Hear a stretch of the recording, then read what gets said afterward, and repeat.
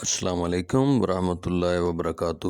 Dear viewers, امید ہے آپ سب بخیر و عافیت ہوں گے۔ اللہ تعالی ہم سب کو اپنی حفظ و امان میں رکھے، آمین۔ ڈیئر ویورز، خاکسار حامد اقبال خان خطاط حاضر خدمت ہے۔ آئیے اسماء الحسنیٰ کی برکات اور خطاطی پر مشتمل ہم اپنے نئے سبق کا آغاز کرتے ہیں۔ جیسا کہ آپ نے ابتدائی سکرین پر ملاحظہ فرمایا ہے کہ ہمارا آج کا خطاطی کا سبق ہے الخالق۔ اسم الخالق، اللہ تعالیٰ کا اسم الخالق کیسے لکھنا ہے آپ نے، اور سیکھنے والے طلباء خاص طور پر یہ الفاظ کی بناوٹ اور ان کے جوڑ وغیرہ بناتے ہوئے قلم کی جو موومنٹ ہے اس کا غور سے مشاہدہ کریں اور دیکھیں۔ آپ کے سامنے جس انداز میں یہ اسم باری تعالیٰ الخالق تحریر کیا گیا ہے، اس کا فنی نام خط ثلث ہے۔ ویورز، الخالق کا مطلب ہے ہر چیز کا پیدا کرنے والا۔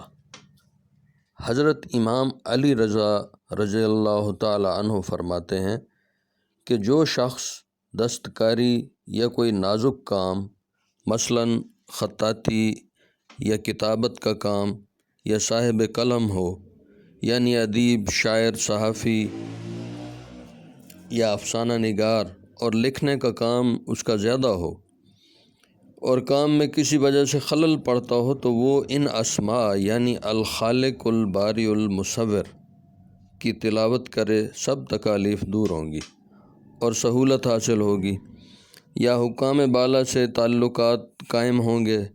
شرح اسماء الحسنیٰ میں حضرت امام الغزالی رحمۃ اللہ علیہ فرماتے ہیں کہ یہ اسم الخالق کی برکت سے تمام درمیانی نقصانات دور ہوں گے اور جملہ حالات بہتر ہو جائیں گے۔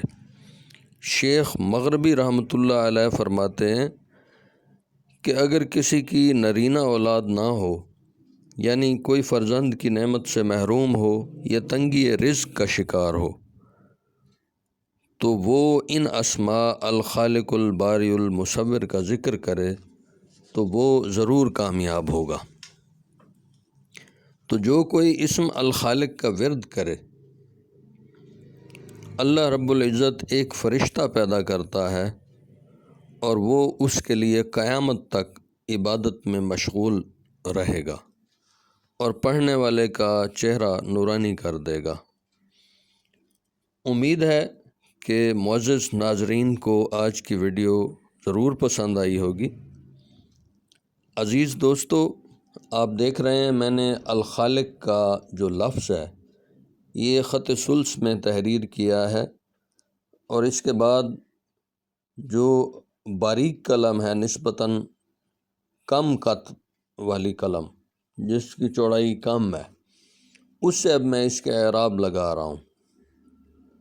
تو میں نے آبزرو کیا کہ اکثر طلباء جس قلم سے موٹی تحریر کرتے ہیں تو اعراب بھی وہ اسی قلم سے تحریر کرتے ہیں، اس سے ان میں خوبصورتی الفاظ میں نہیں پیدا ہوتی۔ تو یہ ذہن میں رکھیں کہ اس کے جو اعراب ہیں وہ آپ نے نسبتاً جو پتلا قلم ہے جس کا قد چھوٹا ہوگا اس سے آپ نے اعراب تحریر کرنے ہیں، تو اس طرح ہی ان الفاظ میں خوبصورتی پیدا ہو سکتی ہے۔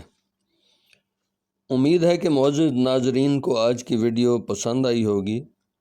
عزیز دوستو، جیسا کہ آپ کے علم میں ہے کہ فن خطاطی ہمارا خالصتاً اسلامی تہذیبی ثقافتی ورثہ ہے، اور اس اسلامی ورثہ کی پروموشن یعنی اس کو فروغ دینا ہم سب کے لیے بہت ضروری ہے، تاکہ ہماری نئی پود اور آئندہ آنے والی نسلیں اپنے حقیقی کلچر سے روشناس ہو سکیں۔ اور ہماری گزارش ہے کہ اس نیک مقصد کو مد نظر رکھتے ہوئے ہمارے چینل کو ضرور سبسکرائب کریں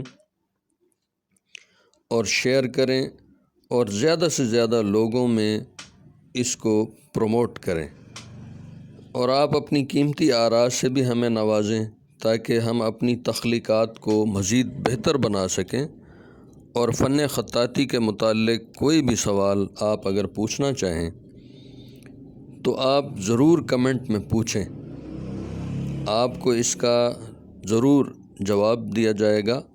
اس فن کو فروغ دینے کے لیے کی گئی کوششیں ضرور فائدہ مند ہوں گی۔ اللہ تعالیٰ سب کو اپنی حفظ و امان میں رکھے۔